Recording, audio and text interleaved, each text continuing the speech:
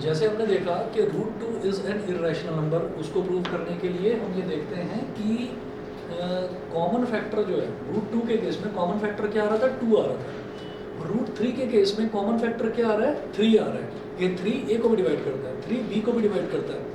अगर मान लीजिए अब मुझसे ये पूछा जाए कि आप रूट 5 बताइए, तो रूट 5 के केस में कॉमन फैक्टर क्या आ जाएगा, 5। ठीक है, सारा कुछ सेम होगा, सब कुछ सेम होगा, लेकिन होगा क्या, जहाँ जहाँ पर यहाँ पर 3 आ रहा है वहाँ पर आप बस 5 डाल दीजिए। एक एक स्टेप सेम है, कुछ भी अंतर नहीं है। ठीक है, क्योंकि एक क्वेश्चन मैंने लास्ट टाइम करवाया था, ठीक, और एक क्वेश्चन अब आज करा है, एक और करवाता हूँ, उसके बाद 2 या 3 एग्जांपल्स मैं आपको दूंगा करना। तो आप एक दो बार उसको हाथ से करोगे ना तो आपको रट जाएगा ये क्वेश्चन, और फिर आपके दिमाग से ये चीज़ भी निकल जाएगी कि ये रियल नंबर में जो ये वाला पोर्शन है, जैसे आप ये देखिए, एक तो यूक्लिड्स डिवीजन एल्गोरिथम करा, 3-4 टॉपिक्स हैं इसमें बस, और वो 3-4 टॉपिक्स ऐसे प्रेडिक्टेबल हैं कि आपको पहले से ही पता चल जाता है बोर्ड में क्या आने वाला है। तो बोर्ड में पता है क्या आएगा, मैं बता देता हूँ। इसमें जो 2 नंबर का है ये इर्रेशनैलिटी वाला, या तो रूट 2 या रूट 3, रूट 5, रूट 7 या फिर रूट 8, बस, या रूट 11 आ गया, चलिए ठीक, और इसके अलावा और कोई नंबर आएगा ही नहीं, और आपको यही स्टेप्स बिल्कुल रटे रटाए करने हैं। तो आप जब प्रैक्टिस कर लेते हैं इसके, आपको स्टेप्स सारे के सारे याद होते हैं, तो उसके बाद हार्डली आप ये समझ लीजिए कि जब पेपर का स्ट्रेस होता है तो एकदम स्पीड से हाथ भी चलते हैं। तो इसमें कुछ गलत होने के चांसेस ही नहीं है, क्योंकि ये पूरा का पूरा आपको ना तो कुछ कैलकुलेट करना है कि आपको कुछ आंसर निकालना हो, ना कोई चीज़ ऐसी है कि आपको प्रूव करके उस पॉइंट तक पहुंचना हो। आपको पहले से ही पता है कि वो नंबर इरेशनल है, और आपको ये स्टेप्स भी पता है। रूट 3 है तो आपको ये प्रूव करना है कि 3 ए को भी डिवाइड करता है और 3 बी को भी डिवाइड करता है। अब मैं रूट 5 का करूँगा, तो रूट 5 का भी आप देखिएगा बिल्कुल सेम स्टेप्स हैं। जैसे इसमें एग्जाम्पल नंबर 1, 2, 3 में नहीं दिया है ये, 3 वाला मैं आपको बताऊंगा, 3 वाला अलग तरीके से करना है। हम करेंगे एग्जाम्पल नंबर 4, फिर एग्जाम्पल 3, एग्जाम्पल 4 के बाद में बताऊंगा। तो एग्जाम्पल नंबर 4 में prove that root 5 is N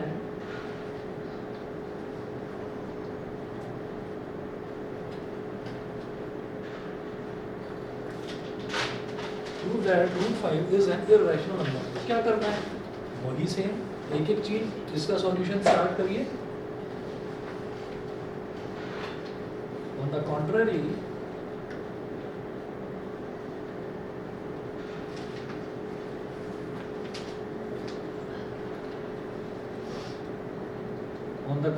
let us assume that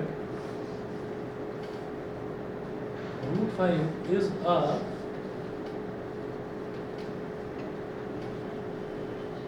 rational number. Root 5 is a rational number which can be represented as,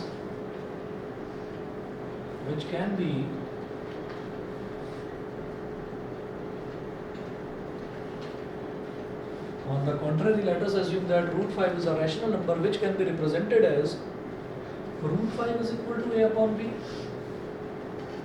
ठीक है, ब्रैकेट में फिर वही, where a and b are co-prime. a and b are co-prime. a and b are co-prime. co-prime number कौन से होते हैं, वो नंबर जिनका कोई कॉमन फैक्टर नहीं होता। तो a और b का कोई कॉमन फैक्टर नहीं है। कॉमन फैक्टर मतलब कोई एक ऐसा नंबर नहीं है जो इन दोनों को डिवाइड करता हो। तो अब यहाँ पर मुझे क्या प्रूव करना होगा कि 5 a को भी डिवाइड करता है और 5 b को भी डिवाइड करता है। स्टेप सेम, क्या करेंगे, स्क्वायरिंग बोथ साइड्स। ठीक है, कर दीजिए, इस तरफ कर रहा हूँ मिटाकर।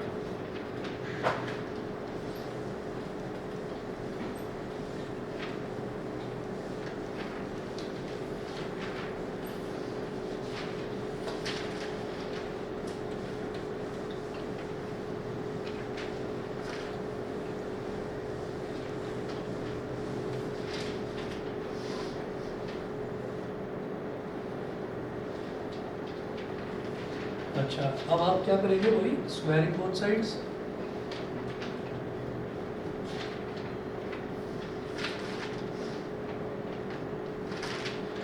तो रूट 5 का स्क्वायर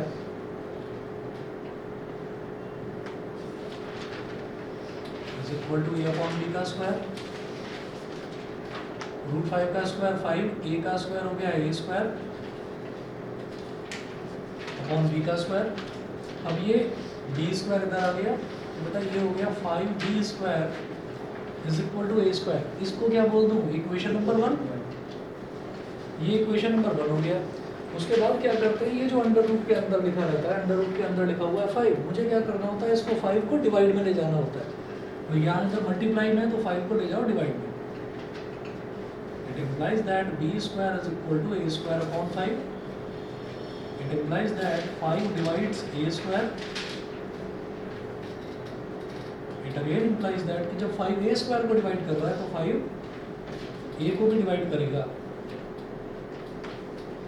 इसको क्या बोलेंगे, स्टेटमेंट नंबर 1 कि 5 ए को डिवाइड करता है, 5 डिवाइड्स ए। ठीक है, तो अब आप ये कहेंगे जब 5 ए को डिवाइड करता है इसका मतलब कुछ ऐसा होगा, ए अपॉन 5 ए को डिवाइड करता है, तो उसके बाद कुछ वैल्यू आएगी, उसको आपने मान लिया सी, ब्रैकेट में लिखिएगा से, फिर इसको 5 को इधर ले जाओ, ए इज इक्वल टू 5c, फिर से स्क्वायरिंग करिए बोथ साइड्स, स्क्वायरिंग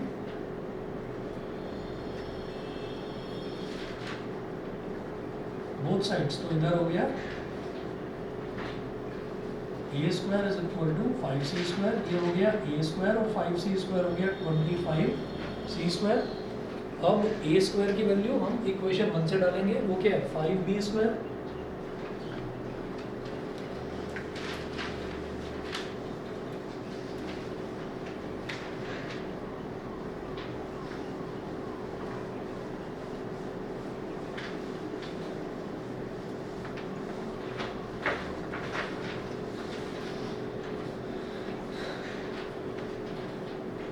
ए स्क्वायर की वैल्यू कितनी थी 25c स्क्वायर, सॉरी ये तो A square is equal to 25c square है और A square is equal to 5b square था।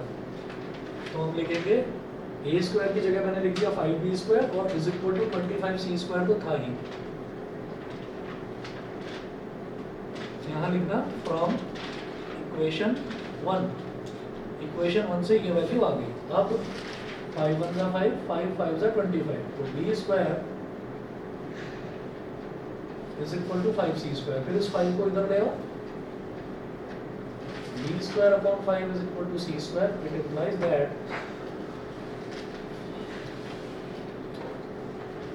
5 divides b square, it implies that 5 divides b, 5 divides b।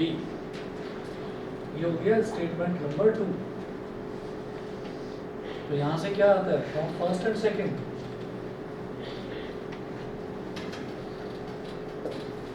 Five is a, ये भी लिख देना कि 5 इज अ कॉमन फैक्टर, मैं इधर वाले में लिखना भूल गया था।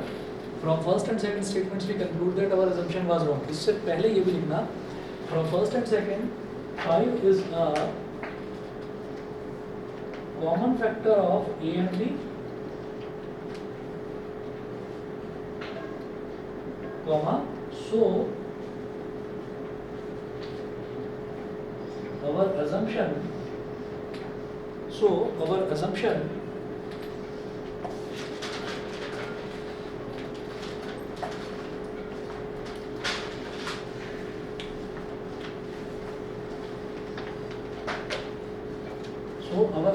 was wrong, and hence by the method of contradiction, and hence by the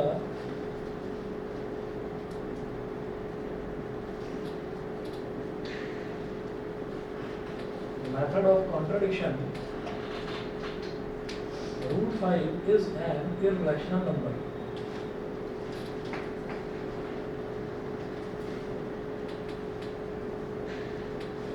Root 5 is an irrational number. समझ गए? इसके बाद अलग तरीके के क्वेश्चंस आते हैं, इसमें बहुत मामूली सा अंतर है, वो ये तो फिर भी थोड़ा बहुत आपको टफ लग रहा होगा कि हाँ मेरे को ये स्टेप्स याद रखने पड़ेंगे। अगला क्वेश्चन देखिएगा कैसा है। मैंने आपको करवाया इसमें एग्जाम्पल 1, फिर एग्जाम्पल 2, फिर एग्जाम्पल 4, एग्जाम्पल 3 छोड़ दिया था बीच में, अब एग्जाम्पल 3 करेंगे।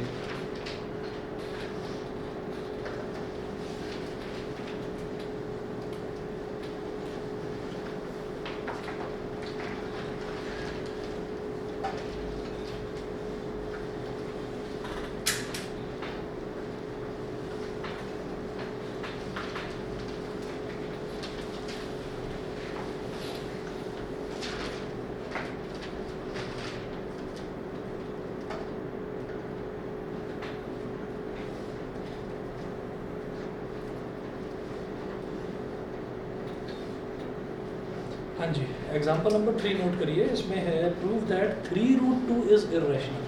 3√2 मतलब 3 multiplied by root 2। Prove that 3√2 is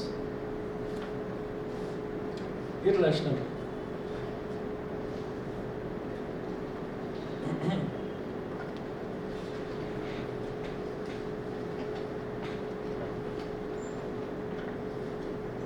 (3√2) is irrational.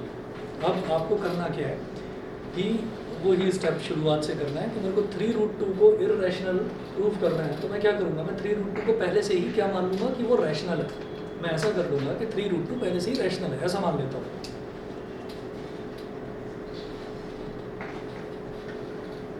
तो यहाँ लिखेंगे on the contrary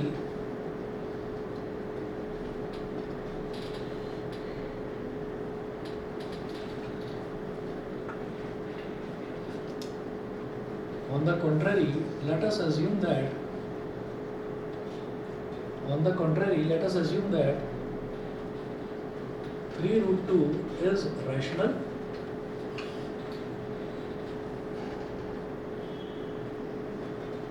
which can be expressed as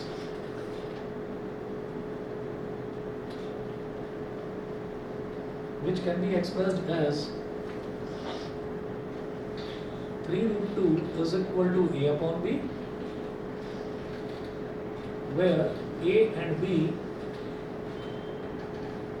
are co-prime.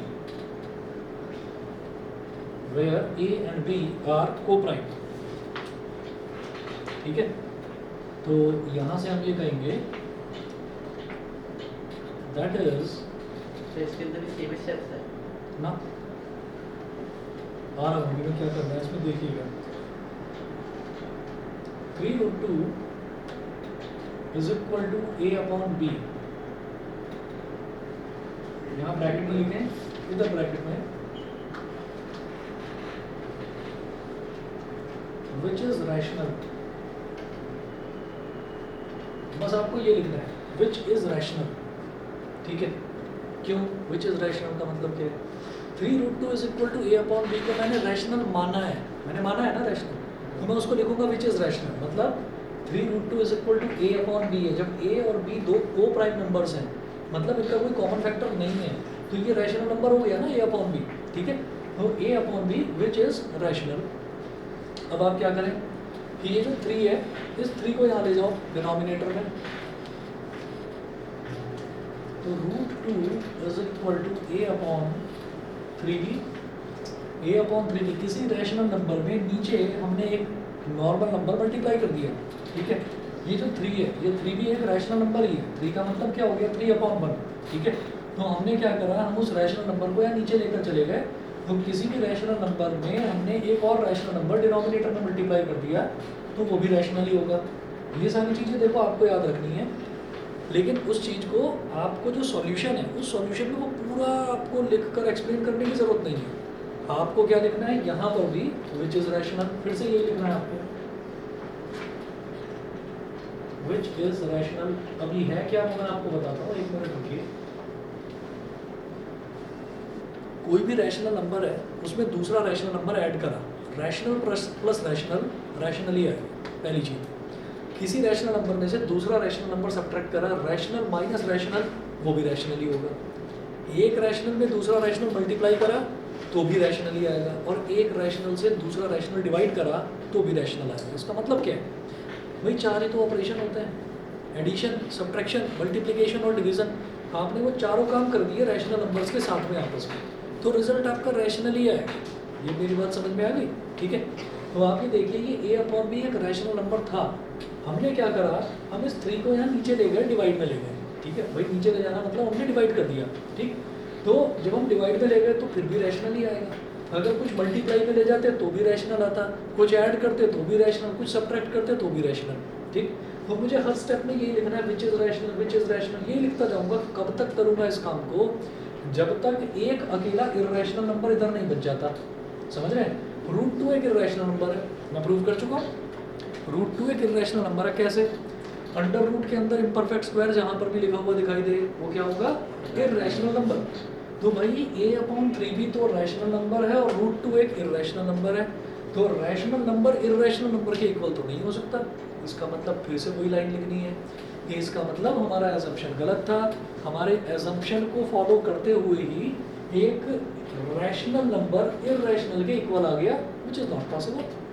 Rational तो रैशनल के ही इक्वल होगा, समझ रहे हैं? तो ये जो पूरी कहानी है ये आपने समझ ली, आपको बस यही करना है। आपको स्टेप्स क्या फॉलो करने हैं कि आप जो भी नंबर आपको इरेशनल प्रूव करना है उसको आपने रैशनल मान लिया, इज इक्वल टू a/b मान लिया, और फिर जो नंबर आप जानते हैं ना कि इरेशनल है उसको अकेला छोड़ देना लेफ्ट में। अगर उसके साथ कुछ मल्टीप्लाई हो रहा है तो ले जाओ उधर डिवाइड में, अगर उसके साथ कुछ ऐड हो रहा है तो उधर सब्ट्रैक्शन में ले जाओ, अगर कुछ मल्टीप्लाई हो रहा है तो डिवाइड में, डिवाइड हो रहा है तो मल्टीप्लाई में, इसको अकेला छोड़ देना। अभी एक चीज़ और बताऊंगा, यहाँ तक समझ गए? आप यहाँ लिखेंगे बट ये a/3 तो रैशनल आ गया, but √2 is an irrational number and any rational number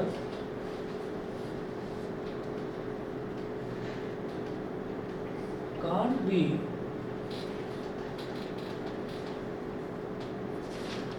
equal to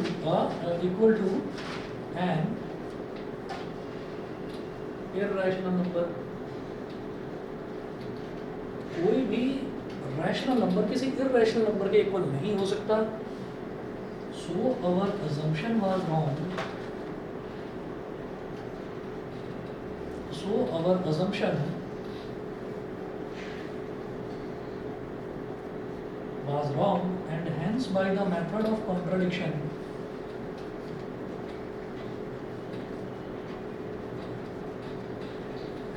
by the method of contradiction, by the method of contradiction 3√2 is an irrational number। मेरा assumption क्या था कि 3√2 एक रैशनल नंबर है, तो मेरा assumption गलत प्रूव हो गया, क्योंकि उस assumption को लेते हुए हमने ये देखा कि उसको लेकर जब मैंने आगे प्रोसीड करा तो एक इरेशनल नंबर एक रैशनल नंबर के इक्वल आ गया, विच इज़ रॉन्ग। तो हमारा जो assumption था वो गलत था, and hence by the method of contradiction 3√2 is an irrational number। 3√2 is an irrational 3√2 is an irrational number। ठीक है, अगला देखते हैं। एग्जाम्पल 1 लास्ट टाइम करा था, एग्जाम्पल 2 करा, फिर 4 करा, फिर 3 करा, अब एग्जाम्पल नंबर 5।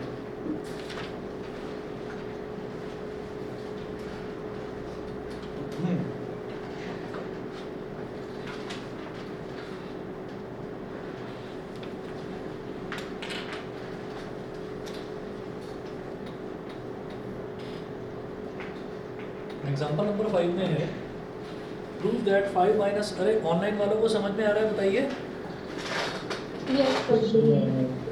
समझ रहे हैं? सोमेन, विहान, सिमर, कुशाग, रंशिका, सभी को क्लियर है? Yes sir. ठीक है, अभी ऐसे और भी क्वेश्चंस करेंगे तो आपको यह समझ में आ जाएगा कि मोर और लेस सब में सेम स्टेप्स हैं। ठीक है, हमको एक ही जैसी चीज़ बार बार करनी है, इसलिए ज़्यादातर बच्चे बोर भी हो जाते हैं इसमें। पेयर ऑफ लीनियर इक्वेशन चल रहा है तुम्हारे यहाँ, और कहाँ तक पहुँचे? एलिमिनेशन, सब्स्टिट्यूशन करा दिया। चलिए, वो तो मज़ेदार लग रहा होगा चैप्टर, इंटरेस्टिंग। तो इससे कंपेरेटिव वैसे नहीं था। हाँ, लेकिन अभी उसमें ना जब वर्ड प्रॉब्लम्स आएंगी तो वर्ड प्रॉब्लम्स थोड़ी सी टफ है। वर्ड प्रॉब्लम्स में वो age related questions, speed, distance, वो वाले क्वेश्चंस, उसमें थोड़ा सा कुछ बच्चों को बड़े मज़ेदार भी लगते हैं। कोशिश करेंगे उसको इंटरेस्टिंग बनाकर पढ़ाने की। वही सर एज से क्वेश्चन में उसकी एज इतनी है, उसकी एज में हाँ, काटा वो हुआ है कि प्लस करके। हाँ, वो आज से मतलब आज जो है पापा की और बेटे की एज में ये रिलेशन है, आज से 10 साल पहले ये रिलेशन था, तो प्रेजेंट एज बताओ। दिमाग खराब करते हो। सर वो नहीं, मैं आसान तरीका बताऊंगा उसका, आसान तरीका बताऊंगा, 2 स्टेप में होगा वो क्वेश्चन। Prove that 5 minus √3 is an irrational number. Prove that 5 minus √3 is an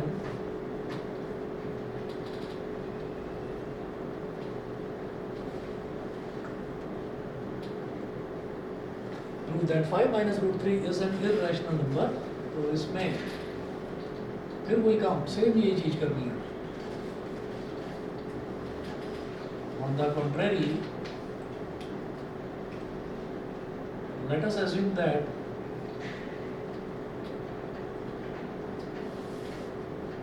five minus root 3 is rational, which can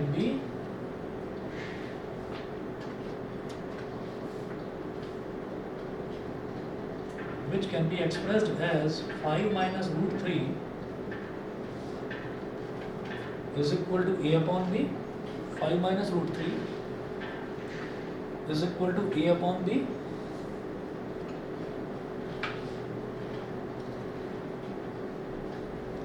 where a and b are co-prime. Where a and b are co-prime. अब आप ये देखिएगा कि मैं क्या करना चाहता हूँ इसमें, मैं जो रूट 3 मुझे दिखाई दे रहा है कि रूट 3 क्या है, एक इरेशनल नंबर है। अंडर रूट के अंदर इम्परफेक्ट स्क्वायर लिखा हुआ है, तो रूट 3 एक इरेशनल नंबर है। तो मैं क्या करूँगा, मैं रूट 3 को अकेला छोड़ना चाहूँगा यहाँ पर। तो हम ऐसा करेंगे कि इधर हो गया माइनस रूट 3 और ये 5 उधर चला गया, तो बेटा ये क्या हो गया, a अपॉन बी माइनस 5। एक रैशनल नंबर है a अपॉन बी, उसमें से किसी रैशनल नंबर को सब्ट्रैक्ट करो तो रैशनल ही आएगा।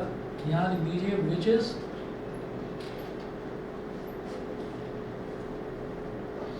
रैशनल। अब थोड़ा सा सिंप्लीफाई कर लो, minus root 3 is equal to, या छोड़ो रूट 3 ही छोड़ दो बस इधर, root 3 is equal to minus है ना इधर, तो अगर इसका माइनस हटाना है तो इधर वालों के भी दोनों के साइन चेंज होंगे। मतलब अगर इसका साइन चेंज करा तो इधर वालों के भी साइन चेंज करेंगे। तो ये इधर -5 था तो ये हो जाएगा बेटा प्लस का 5, और ये प्लस का a अपॉन बी था तो ये क्या हो जाएगा माइनस का a अपॉन बी। समझ रहे हैं? ठीक है, एक तरफ साइन चेंज करते हैं तो दूसरी तरफ भी साइन चेंज करते हैं। तो 5 माइनस a अपॉन बी, ये क्या हो गया, which is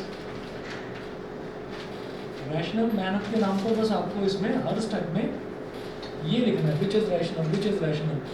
root 3 is equal to, इसको सिंप्लीफाई कर लीजिए, 5b minus a upon b which is rational. ये हो गया। अब देखिएगा 5b minus a upon b ये हो गया, तो ये पूरा का पूरा रैशनल नंबर और ये एक इररेशनल नंबर। तो यही चीज़ आपको लिखनी है पूरी, but root 3 is an irrational number.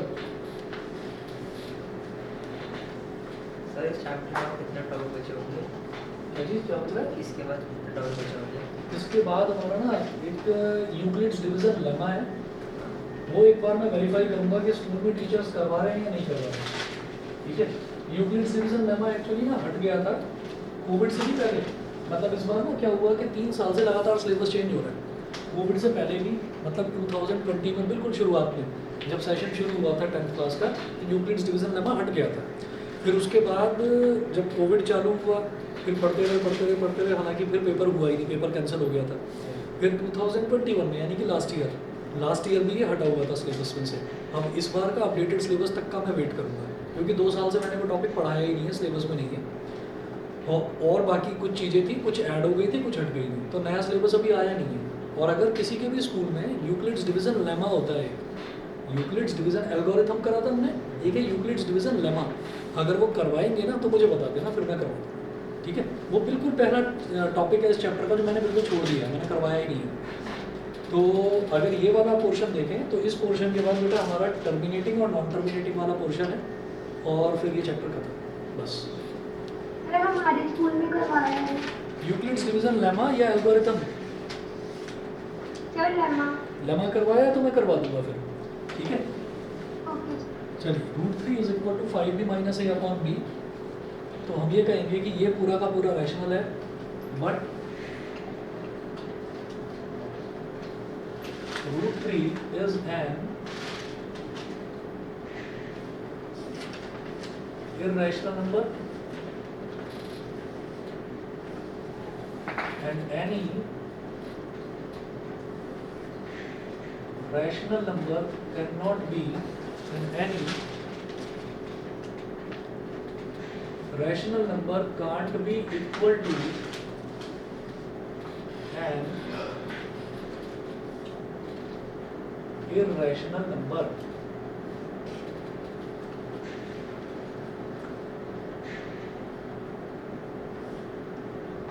So our assumption was wrong.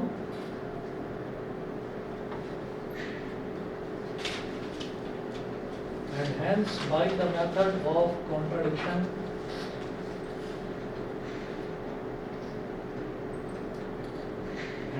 by the method of contradiction 5 minus root 3 is an irrational number. 5 minus root 3 is an irrational number. ठीक है, हिस्ट्री वाला feel आ रहा है, वो चीज़ रिपीट करते रहो। ठीक है। चलिए एक चीज़ और देखिएगा, ये था हमारा एग्जाम्पल नंबर 5। एग्जाम्पल नंबर 6 छोड़ रहा हूँ, आप लोग करिएगा।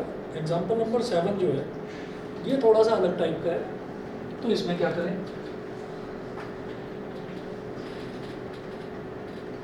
Example number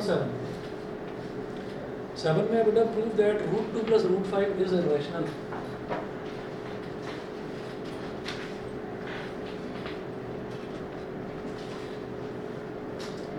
Prove that root 2 plus root 5 is irrational.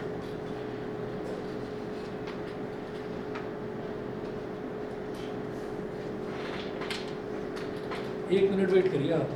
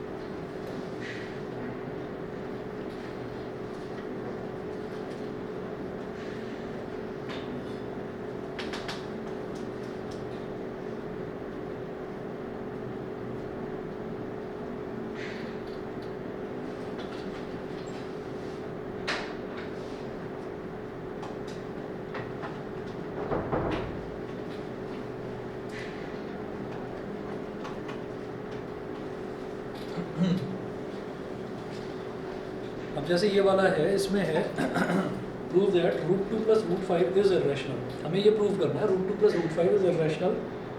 तो जैसे इससे पहले वाला था 5 minus root 3 is an irrational number, तो इसमें मैं समझ गया कि मुझे क्या करना है कि रूट 3 वाले को अकेला छोड़ देना है एक तरफ, बाकी सब कुछ हमने रीअरेंज कर दिया। ठीक है, ऐसे ही यहाँ पर है root 2 plus root 5 is irrational. Root 2 भी इरेशनल नंबर है, रूट 5 भी इरेशनल नंबर है, तो फिर मुझे अकेला किसको छोड़ना होगा और कैसे करना होगा ये देखना है।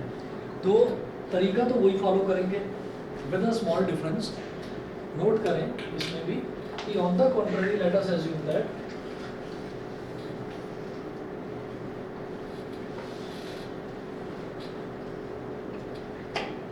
on the contrary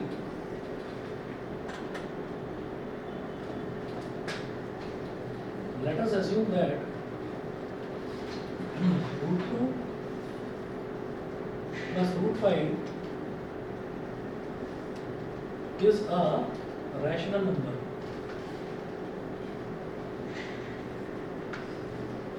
On the contrary, let us assume that root 2 plus root 5 is a rational number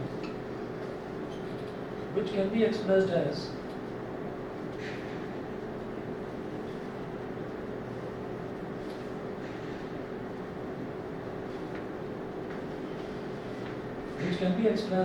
root 2 plus root 5 is equal to a upon b, where a and b are को prime.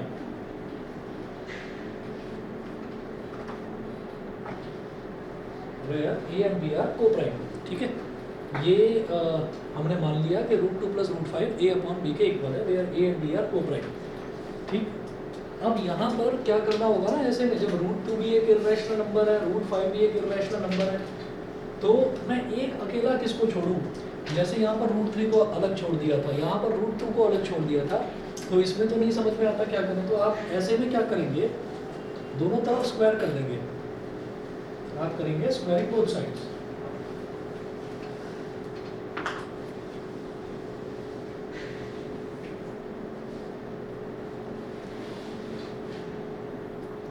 इसमें लिखिएगा squaring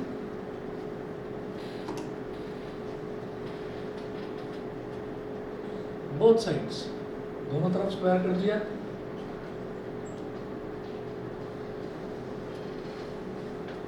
तो √2 + √5 का whole square is equal to a upon b का whole square. तो √2 + √5 का whole square क्या हो गया, इसको एक्सपेंड करें तो a + b का होल स्क्वायर जैसे होता है a square plus b square plus 2ab, 2 × √2 × √5, a square plus b square plus 2ab is equal to a upon b का होल स्क्वायर। तो a square upon b square हो गया। ठीक है, अब √2 का स्क्वायर क्या हो जाएगा 2, और √5 का स्क्वायर क्या हो जाएगा बेटा 5। तो ये 2 + 5 तो 7 हो गया, ये तो बन गया रैशनल। अब ये इरेशनल तो नहीं रहा। ठीक है, और ये क्या हो गया प्लस 1 मिनट, बल्कि एक काम करिए, अभी रुको, ये तीनों स्टेप्स अभी काट दीजिए। √2 + √5 is equal to a upon b करा ना मैंने, इसको अभी काट दो। स्क्वायरिंग वाला बेटा बता दो, स्क्वायरिंग करेंगे, लेकिन एक स्टेप रह गया। आपको क्या करना है, √2 और √5 में से किसी एक को छोड़ दो, इस तरफ किसी एक को। मान लो मैंने √2 को छोड़ दिया इधर, तो ये हो गया a अपॉन b माइनस √5। अभी क्लियर है? ऐसे कर दिया, √2 is equal to a upon b minus √5। यहाँ ब्रैकेट में लिखेंगे विच इज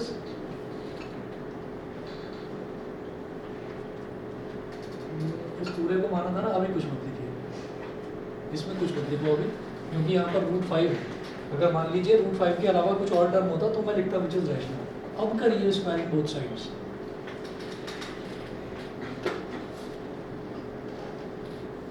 समझ रहे हैं? बस एक चीज आपको ध्यान रखनी है कि दोनों में से एक टर्म को ले जाएंगे उस तरफ। तो जैसे √2 को इधर छोड़ा, √5 को उधर ले गए, अब स्क्वायरिंग बोथ साइड्स कर दीजिए।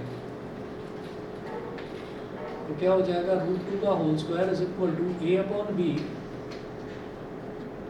माइनस √5 का होल स्क्वायर। ये हो गया। √2 का होल स्क्वायर क्या हो जाएगा बेटा 2, और इधर a माइनस b का होल स्क्वायर लगाइए। अब तो a अपॉन b का होल स्क्वायर प्लस √5 का होल स्क्वायर और minus 2 × a upon b into √5, 2 × a upon b into √5। ये हो गया। तो ये हो गया 2 is equal to a square upon b square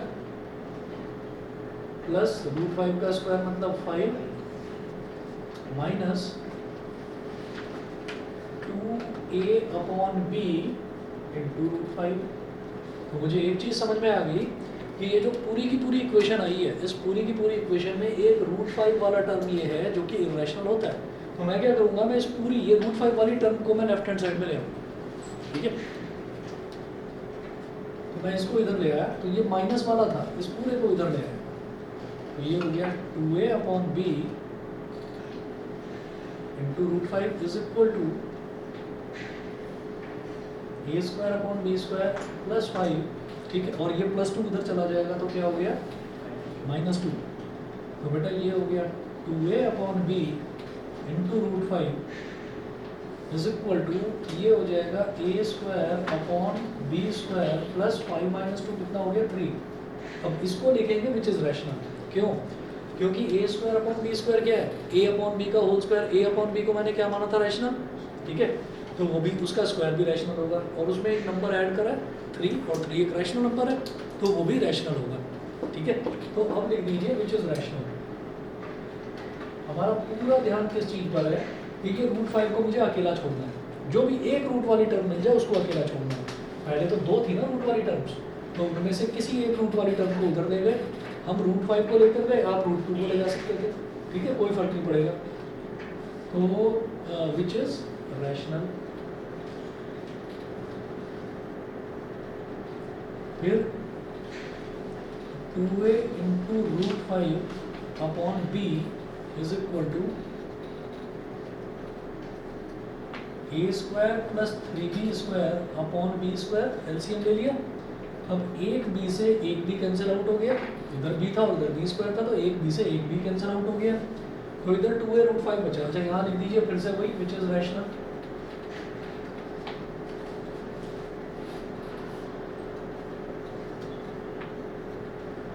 ठीक है, इसके बाद क्या करना है, बस रूट 5 को यहाँ छोड़ दो, 2a को इधर ले जाओ।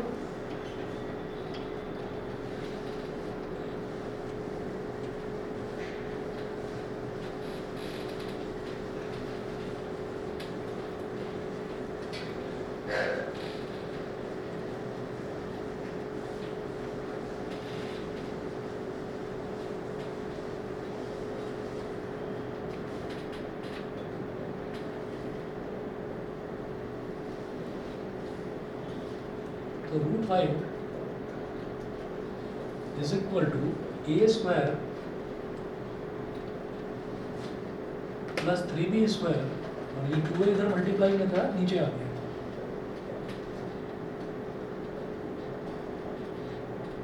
यहाँ लिख देना विच is rational.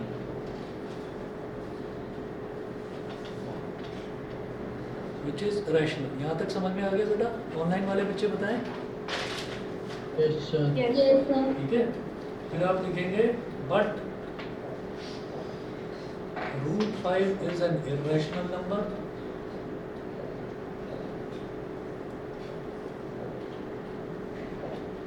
And any rational number can't be, वही पूरी कहानी। ठीक है, कांट बी इक्वल टू जो सब हम लिखते आ रहे हैं वही लिखना है। इस क्वेश्चन में लिख सकते हैं कि how we can say that √2 is a irrational number. अच्छा, ये जो चीज़ है ना, ये चीज़ मैं अभी आपको बताने वाला हूँ कि इसमें ना क्या है कि ये जो √2 प्लस √5 का वाला जैसे क्वेश्चन आ गया, तो इसमें जनरली क्या देखा जाता है कि वो आपसे पूछ रहे हैं पूरे पूरे नंबर का, इसका और इन दोनों का एडिशन, ये इर्रेशनल है, वो ये प्रूव करवाना चाह रहे हैं आपसे। तो वैसे कभी पूछा नहीं गया है, अगर मान लीजिए पूछ लिया जाता है तो फिर √2 को इर्रेशनल प्रूव करना है अपने उसी पुराने मेथड से। ठीक है, तो वो बहुत लंबा हो जाएगा, तो इसलिए ऐसे करने की ज़रूरत नहीं है। आपको जितना करवा दिया बस इतना ही करना है इसमें, और कुछ नहीं। ठीक है, और ये क्वेश्चन आपका ज़्यादा से ज़्यादा 2 नंबर का या 3 नंबर के अगर क्वेश्चन आए तो 3 नंबर वाले में आ जाए। ठीक है, 1, 2 और 4 यही कैटेगरी है, 3 नंबर वाला हटा दिया था, 2 नंबर के क्वेश्चन में ही बनेगा। ठीक, और इसी तरीके के क्वेश्चंस मैं आपको आज भेजूंगा, वो आपको करने होंगे।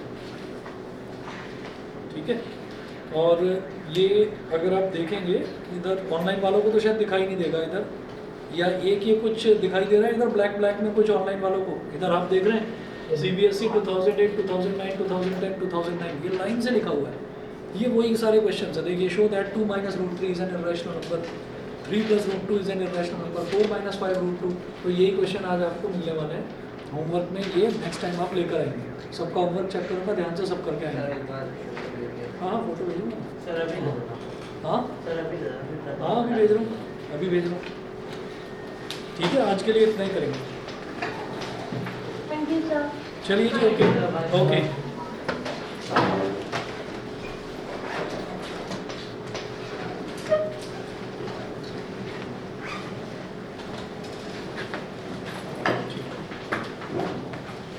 Good afternoon, sir. ओके, हाँ भूमि 1 मिनट। ओके, 1 मिनट, वो बैलेंस मुझे तुम्हें देना।